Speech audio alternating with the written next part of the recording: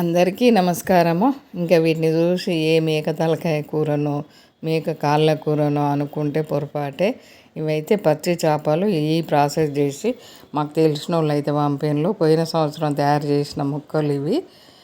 పాత రోజులలో వరుగులు వేసుకునే వాళ్ళు, కానీ ఇవి వరుగులు కాదు. ఈ ప్రాసెస్ వేరే విధానము. ఎక్కడో పాత రోజుల మనుషులు, 3 తరాల మనుషులు ఉన్న కాడ చేసిన వాళ్ళు, చూసిన వాళ్ళు, తెలిసిన వాళ్ళే అయితేనే ఇలా చేసుకుంటా ఉన్నారు. చాలా టేస్ట్ ఉంటాయి. ఇంక ఇవైతే ఎండాకాలం వాటర్ అయిపోయే ముందు మడుగులల్లా బురదల పట్టిన మొట్ట పిల్లలు అంటారు. బురద మొట్టలనే అంటారు వాటిని. మురద మొట్టల కూర అలానే అంటారు, అలానే పిలుస్తారు. అనడం కూడా అలానే అంటారు పెద్దవాళ్ళు. ఇప్పుడు కూడా కొందరు తెలిసిన వాళ్ళు చేసుకుంటా ఉన్నారు, కానీ అన్ని ఊళ్ళల్లో చేసుకోరు. ఎక్కడో బాగా దూరం పల్లెటూర్లల్లో తెలిసిన వాళ్ళు పెద్ద మనుషులు ఉన్న కాడనే ఈ ప్రాసెస్ చేసుకుంటారు. చాలా టేస్ట్ ఉంటాయి. ఇంకా వాటిని బురదతో పాటే మొట్ట పిల్లల్ని పట్టుకోవడము చాలా కష్టము. అవి ఆ బురదల అస్సలు దొరకవు. ఇద్దరు బలం కల్ల మనుషులైతేనే ఆ చేపలు దొరకబట్టడానికి వీలవుతుంది. అలా పట్టిన చేపలనైతే గడ్డిలో కాలుస్తారు. ముక్కలు కట్ చేసి వాటిని ఏం చేయకుండా కష్టపడి వాటిని ముక్కలు కట్ చేసి గడ్డిలో కాల్చుకుంటారు. ఇవి గడ్డిలో కాల్చిన చేపలు అసలు ఎన్ని రోజులైనా ఖరాబు కావు. మనము మంచిగా కొంచెం మధ్యలో కొంచెం తీసి కొంచెం ఎండకు పెట్టేసుకొని మూత గట్టిగా పెట్టుకున్నామంటే ఏ చీమ పట్టదు, ఏ దోమ పట్టదు. అలా అంత భద్రంగా ఉంటాయి. వీటినైతే ఇంకా పెద్దవాళ్ళు అయితే అలానే వండుకునే వాళ్ళు. ఇప్పుడు కొంచెం మార్చి అయితే వండుతూ ఉన్నాం మేము. వాటిని మళ్ళీ కొంచెం వేడి చేసాము. బాగా గిన్నె వేడైనాక దాంట్లో వేసేసి ఇంకా గోరువెచ్చటి వాటర్ పోసి సాల్ట్ వేసి ఒక 2-3 సార్లు అయితే కడిగేసాము ఈ పీస్లను. కర్రీ అయితే 3వ తరం కింద పెద్దవాళ్ళు ఎలా చేశారో అలానే ఉంటుంది టేస్ట్. స్మెల్ అలానే వస్తుంది, టేస్ట్ అలానే ఉంటుంది. అబ్బా, 3 తరాల నాటి కర్రీ ఇప్పుడు తిన్నామా అన్నట్టు ఉంటుంది. ఇంకా ఏమో బాగా చెత్తగా అస్సలు వెళ్ళదు. నీట్గా ఉంటాయి చేపలు. గడ్డిలో కాల్చారు కదా, టేస్టే వేరు. ఇలా ఆయిల్ పొయ్యి మీద పెట్టేసుకొని మెంతులు జీలకర్ర వేసిన తర్వాత ఉల్లిపాయలు అయితే కొంచెం ఎక్కువనే వేసుకోవాలి. మంచిగా మనము దీంతో పాటు ఉల్లిపాయతో పాటు కడిగిన చేపలు వేసేయాలి. సాల్ట్ వాటరు గోరువెచ్చటి వాటర్లో కడిగాము కదా, ఎందుకంటే అలానే వేసుకునే వాళ్ళు పెద్దవాళ్ళు. ఆ గడ్డిలో కాల్చిన చేపలను వాటర్లో ఇట్లా మామూలుగా జాడిచ్చేసి ఇట్లా ఆయిల్లో వేసి వండుకునేవాళ్ళు. ఇంక ఇప్పుడు కొద్దిగా గోరువెచ్చ వాటరు సాల్ట్ వేసి కడిగాం.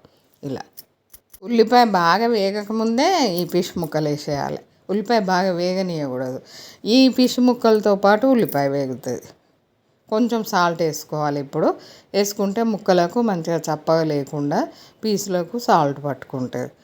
మళ్ళీ తర్వాత కూడా కొంచెం సాల్ట్ కారం అన్నీ వేసేటప్పుడు అవన్నీ వేసుకోవాలి. ఇవి కొంచెం ఆయిల్లో ఉడకనిచ్చేయాలి. కొంచెం వండే ప్రాసెస్ కొంచెమే తేడా పెద్దవాళ్ళకంటే. ఇంకా వాళ్ళైతే ఇలా ఫిష్, ఉల్లిపాయలు, ఉప్పు, కారము, అల్లము, పసుపు అన్నీ ఒకేసారి వేసేవాళ్ళు.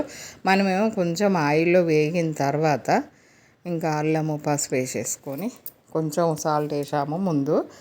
అల్లం పసుపుతోటి కొంచెం వేగిన తర్వాత మనము మళ్ళీ కారము, తగినంత ఉప్పు, కారం అయితే 2గా మంచిగా వేసుకోవాలి దండిగా.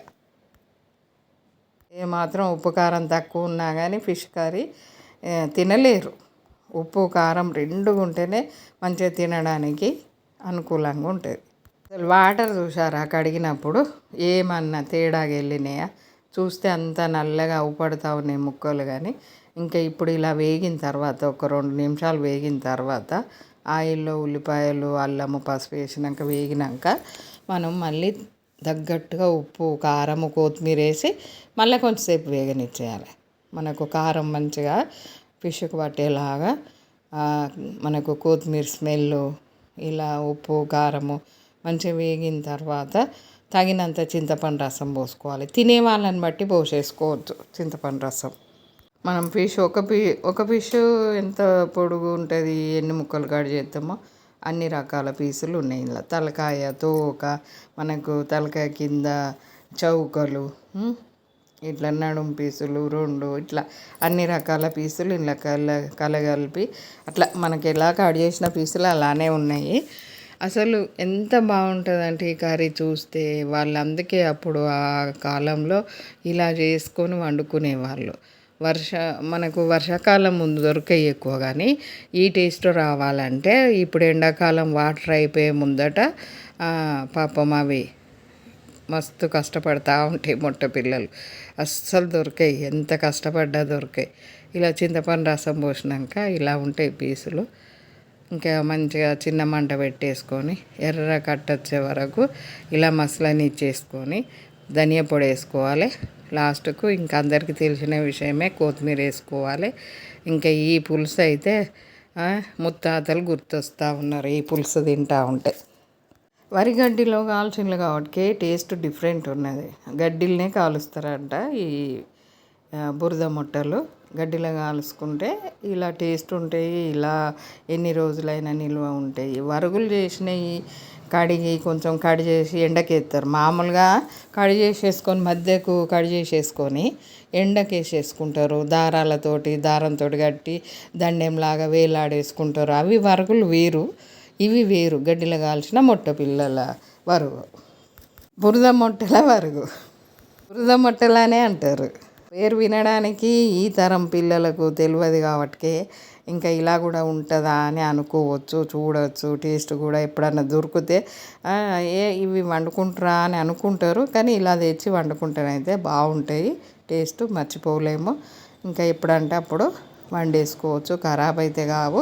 గాజు బాటిల్లో పెట్టి మూత గట్టిగా పెట్టేసుకోవాలి. ఈ వీడియో కనుక నచ్చినట్టయితే లైక్ చేయండి, షేర్ చేయండి, సబ్స్క్రైబ్